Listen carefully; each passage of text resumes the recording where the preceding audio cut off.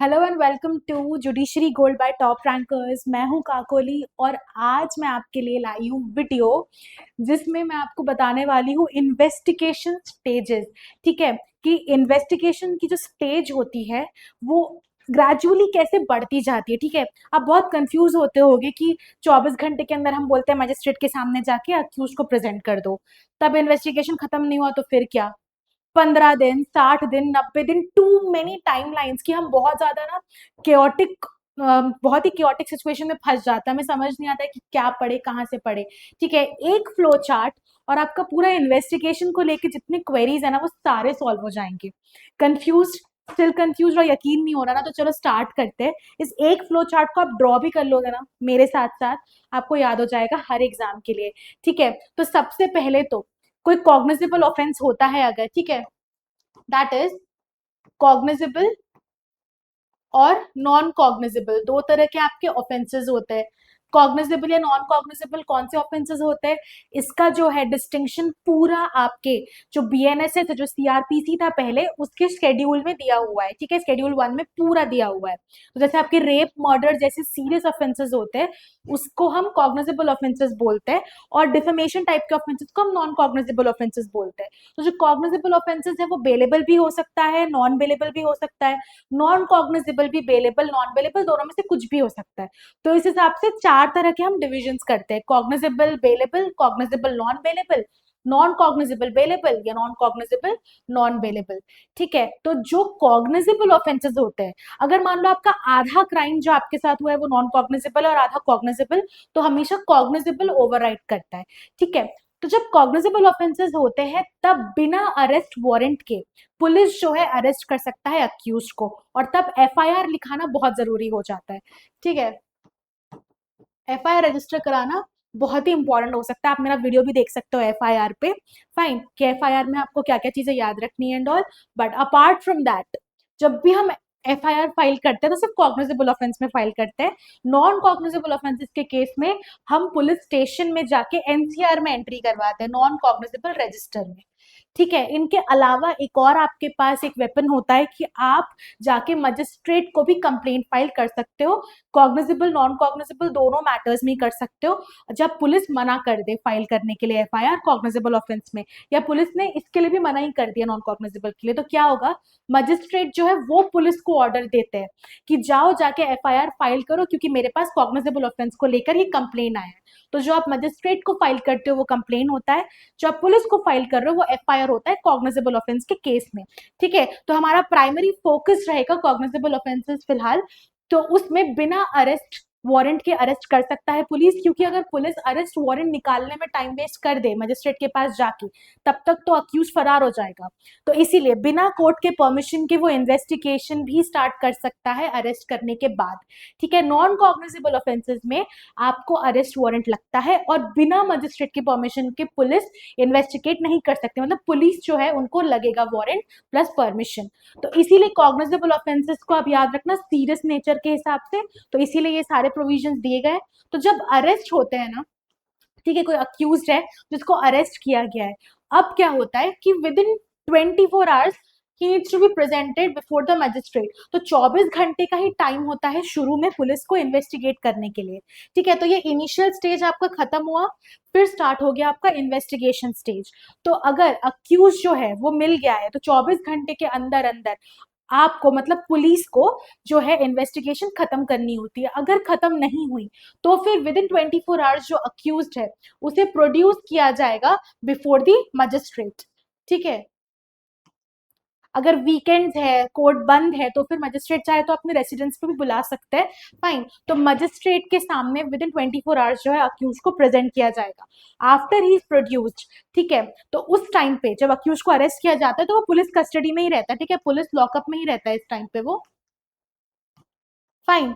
तो जैसे ही प्रोड्यूस हो जाते हैं, तो जब प्रोड्यूस हुआ और पुलिस ने बोला कि हमारा इन्वेस्टिगेशन 24 घंटे के अंदर खत्म नहीं हो पाया है, तो पहली चीज आपको याद रखनी 24 आवर्स की लिमिट होती है। नहीं खत्म हुआ तो फिर वो मजिस्ट्रेट को बताते हैं कि खत्म नहीं हो पाया है, थोड़ा सा एक्स्ट्रा दिन चाहिए इन्वेस्टिगेशन करने के लिए। ठीक है, तब अब देखो, इन्वेस्टिगेशन अगर कंप्लीट हो गई 24 घंटे के अंदर अंदर, ठीक है, तो तब तो चार्जशीट फाइल हो जाएगी। एंड चार्जशीट फाइल होने का मतलब है ट्रायल स्टार्ट हो जाएगा। उसके बाद मतलब जो है जज जो है वो या मजिस्ट्रेट जो है वो कॉग्निजेंस ले लेगा, स्टार्ट कर लेगा, चालू कर लेगा ट्रायल। ठीक है, अब अगर मान लो इन्वेस्टिगेशन कंप्लीट नहीं होती है 24 आवर्स के अंदर, तो फिर क्या होता है? तो फिर जो प्रोड्यूस बिफोर द मजिस्ट्रेट हुआ है अक्यूज को लेके पुलिस, ठीक है, तो 167 सीआरपीसी जो कि अब 187 बीएनएसएस बन चुका है, इस सेक्शन के अंदर वो प्रोड्यूस करता है, ठीक है, अक्यूज को मजिस्ट्रेट के सामने विद इन 24 आवर्स, क्योंकि इन्वेस्टिगेशन अब खत्म नहीं हो पाया है। तो अब इसके बाद आता है कस्टडी। तो जैसे ही मजिस्ट्रेट के पास आ गए, तो आप मजिस्ट्रेट के पास गए हो मतलब अब वहां से आपका रिमांड का प्रोसेस स्टार्ट होगा। फाइन, इसे हम बोलेंगे रिमांड। तो रिमांड का मतलब होता है कस्टडी। फाइन, जो आपने यहाँ पे देखा, तो मजिस्ट्रेट जो है वो कस्टडी ऑथराइज करता है। अब कस्टडी दो तरह के होते हैं, एक होता है आपका पुलिस कस्टडी, एक होता है आपका जुडिशियल कस्टडी। ठीक है, अब पहले क्या सिस्टम था, सीआरपीसी में क्या था कि 24 आवर्स में इन्वेस्टिगेशन खत्म नहीं हुआ तो उसके बाद मजिस्ट्रेट के सामने प्रोड्यूस किया पुलिस ने, अक्यूज के साथ खुद भी प्रोड्यूस हुआ, और फिर मजिस्ट्रेट ने क्या किया, कस्टडी की बात कही। ठीक है, तो अगर 24 आवर्स में नहीं खत्म हुआ तो पुलिस को 15 दिन का जो है पुलिस कस्टडी का टाइम मिलता है। बेसिकली जो मजिस्ट्रेट होता है वो बोलता है आप 24 घंटे में खत्म नहीं कर पाए तो आपका जो इन्वेस्टिगेशन का टाइम है वो हम 60 या फिर 90 डेज के बेसिस पे बढ़ा रहे हैं।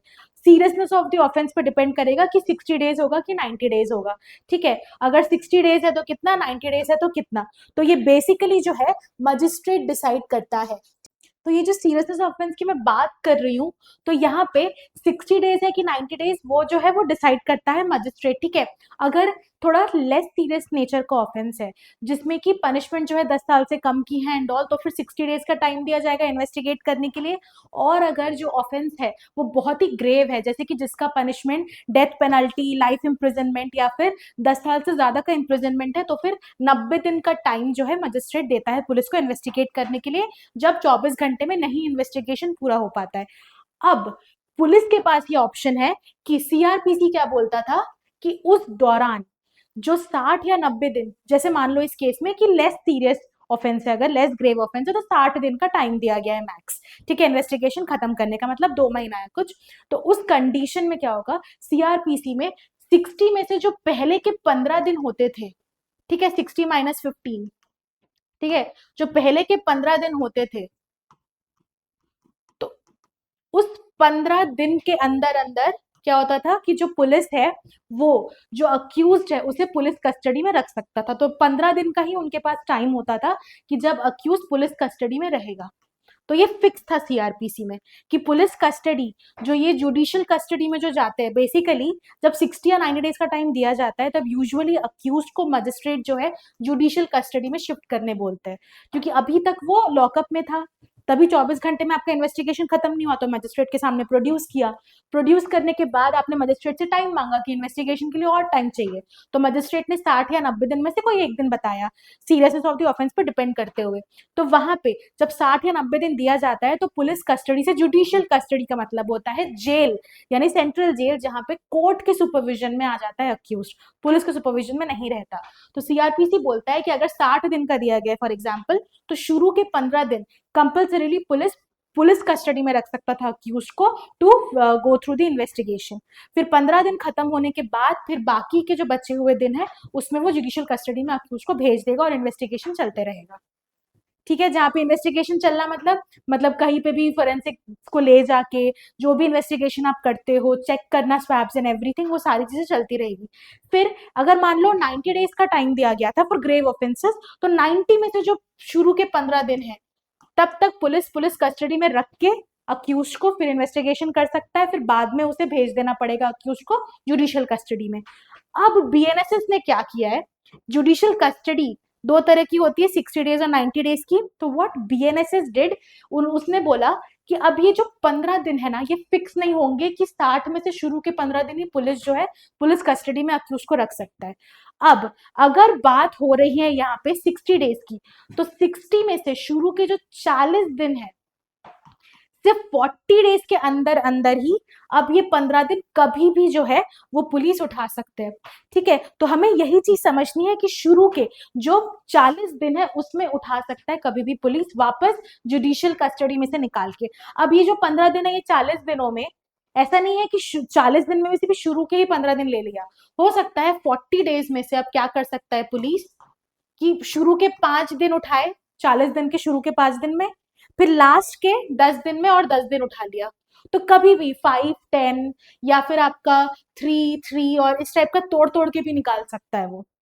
ठीक है, 3, 3 या फिर आप यहाँ से कहीं से और 5 निकाल लिया। ठीक है, तो इस तरह से 40 दिन में टुकड़ों में भी पुलिस जो है कभी भी पुलिस कस्टडी में वापस अक्यूज को ला सकता है। इसका क्रिटिसिज्म ये है कि इससे पुलिस की आर्बिट्ररी पावर बढ़ गई कि अक्यूज जो है वो जुडिशियल कस्टडी में बैठा हुआ है, तो पुलिस अब शुरू के 40 दिन में कभी भी उसको उठा के पुलिस कस्टडी में डाल सकती है इंट्रोगेशन के लिए, किसी भी चीज के लिए। ठीक है, तो पुलिस के सुपरविजन के अंदर चले जा रहा है वो, मजिस्ट्रेट के अंदर नहीं रह रहा है। तो अब ये 40 दिन में कभी भी ब्रेक कर करके 15 दिन ही, मैक्स 15 दिन ही हो सकता है पुलिस ये काम कर सकती है। और अगर 90 डेज का टाइम दिया है कोर्ट ने फॉर ग्रेव ऑफेंसेस जैसे डेथ पेनल्टी या इम्प्रिजनमेंट मोर देन 10 ईयर्स या लाइफ इम्प्रिजनमेंट, तो उस कंडीशन में 90 में से जो शुरू के 60 डेज होंगे, 60 डेज के लिए जो है 60 डेज, शुरू के 60 डेज में ही पुलिस 15 दिन के लिए वापस जुडिशियल कस्टडी में से पुलिस कस्टडी में डाल सकता है अक्यूज को। ठीक है, और ये जो 15 दिन होते हैं, ये 15 दिन वो कभी भी निकाल सकता है शुरू के 60 डेज में से। ठीक है, शुरू में 5 निकाल लिया, बीच में से और 10 निकाल लिया। ठीक है, या शुरू के 10 ले लिए, लास्ट में 5 ले लिया, या 3, 3, 4 ऐसे तोड़ तोड़ के ले लिया। तो मतलब 15 दिन ही मैक्स लेगा, लेकिन कभी भी। तो 60 डेज के जुडिशियल कस्टडी में 15 दिन की जो पुलिस कस्टडी होगी वो सिर्फ इनिशियल 40 डेज में ही ली जा सकती है। 90 डेज के जुडिशियल कस्टडी में जो 15 दिन की पुलिस कस्टडी होगी वो सिर्फ इनिशियल 60 डेज में कभी भी ली जा सकती है। ठीक है, तो ये चीज जो है आपको अच्छे से याद रखनी है। ठीक है, उसके बाद मैक्सिमम इन्वेस्टिगेशन पीरियड हुआ, अब मान लो 60 दिन दिए थे, 60 दिन खत्म हो गए, या 90 दिन थे टोटल, वो भी खत्म हो गए।